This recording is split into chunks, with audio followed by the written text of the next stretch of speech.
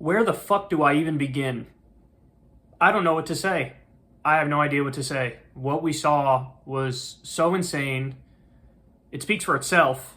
I don't think my words can do it justice, but unless you've been living under a rock, you know that Washington just basically exploded. There was a giant pro-Trump protest slash rally, which then turned into a bit of a violent Trump protest.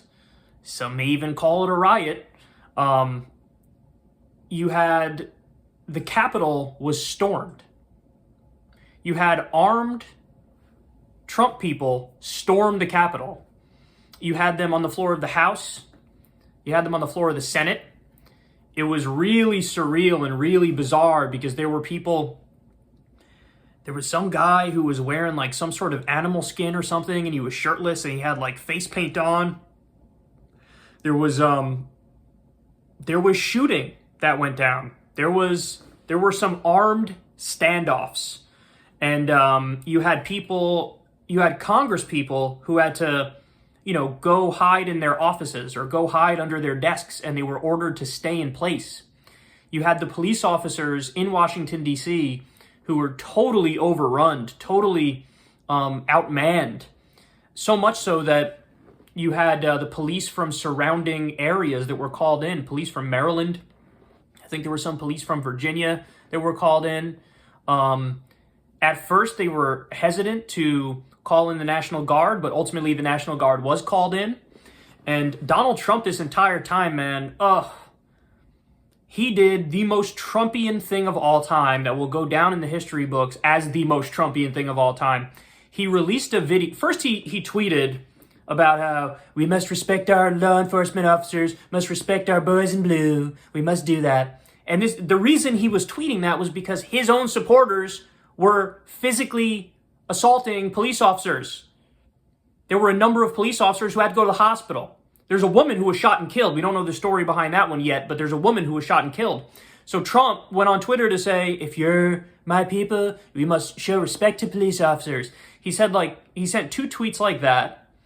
And then he released a video, and in the video, he says the following. I'm paraphrasing here. The election was definitely stolen from us. It was a fraudulent election. It's a terrible thing. You hate to see it. We know, everybody knows it was a fraudulent election. Everybody knows it was stolen. But I have to tell everybody, be peaceful and go home. Please be peaceful and go home. Definitely a stolen election. That's definitely not acceptable, but be peaceful and go home. Are you kidding me, man? So even in the video that's nominally supposed to be him saying, hey, man, everybody out there needs to relax. Everybody out there needs to calm down. You need to be peaceful. And yeah, you need to go home. The protest has now become a riot. And, the law and order people are against rioting, right? Well, not really. Because that's why he sort of justified it in the same video that he was condemning it. Totally a stolen election. Totally unacceptable. Totally fraudulent. Not okay. Not okay. Somebody should really do something about it. But also, please be peaceful and go home. Oh, God damn it. And so now, who the hell knows what's going to happen over the next 2 weeks? Who the hell knows what's going to happen? You have a president who's like winking, nodding, and sort of egging on his own supporters who are like rioters in Washington, D.C., who stormed the Senate. They're armed. One person is dead. A lot of cops are injured. You got all this going on. And is Trump going to continue to do what he's been doing? Continue to speak out of both sides of his mouth? Continue to be like, I'm against this, but totally, isn't it so justified? But also, I'm against this, but isn't it also sort of really justified? So, listen, I've never seen anything like this. Some people are calling it just a flat out a coup attempt. I don't know. What I know for sure is it's at the very least a diet coup attempt. And what I mean by that is, yeah, keep it real. The people who are doing this stuff are, somebody said on Twitter, flabby suburbanites. Fair. I think it's kind of a fair description of a lot of the people who are involved in this.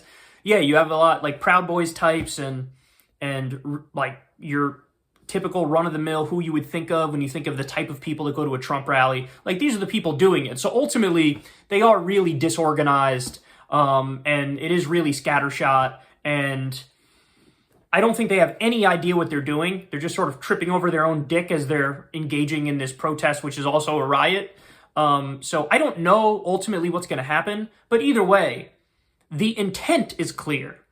And the intent is, we want Donald Trump to remain president. And yeah, forget the election, forget the fact Biden had 307 electoral votes, or 306, which is the same number that Trump had in 2016 that we called a landslide. Forget this 7 million vote lead for Joe Biden in the election. I mean, it really is, in terms of the popular vote, total blowout, 7 million. Forget that. Forget the fact that we've had a zillion court cases and we lost almost every single court case, and there's no there's no evidence there. Forget the fact that all this stuff is nonsense from Newsmax and One American News Network, and it's conspiracy theories on top of conspiracy theories. We don't care. We are authoritarian, and we are supporting Trump no matter what. And that's ultimately, I think, the saddest thing about all this, which is, it's not like these people are rebels with a cause. It's not like they're out there and they're like, healthcare for everybody, or end the wars, or something that's like virtuous. They're out there and it's just like, keep the reality star buffoon president even though he lost. Make sure the con man stays in office. It's purely a cult of personality. It's completely sycophantic.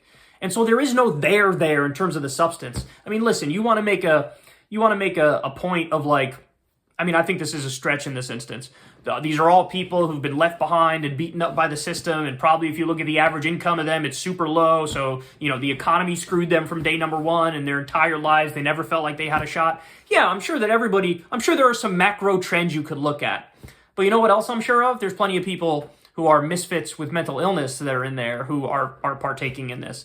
People who had no identity and found an identity to cling on to in the hardcore MAGA people, or in QAnon, or in the Proud Boys, or whatever it may be. So, you know, if you want to look at them as victims and sympathetic because they've been beaten down by a system, if that's your prerogative, by all means, go right ahead. But by the same time, they might be victims, but they're also perpetrators to the extent that they're stealing, by the way, laptops of Congress people, stealing sensitive material, carrying firearms in the Capitol. There's a number of things that are being done here that are totally unacceptable. So, I mean, bottom line is that we're in brand new territory. But in some ways, it's actually exactly how you'd expect the Trump era to end, right? It's his craziest supporters marching on Washington, some of them being very hostile and being very violent, and just sort of raging against the machine in favor of tax cuts. I mean, that's really what this is. It's like, let me be aggressive, be violent, and rise up and act like a revolutionary, but I'm a revolutionary to try to keep the guy in who's continued the wars and cut taxes for corporations and the wealthy. All of that anti-establishment energy being geared towards propping up the establishment with a real estate con man buffoon, which is just, ultimately, it's just sad. It's just sad. So listen, I don't know what's going to happen over the next 2 weeks. I hope that they get this under control.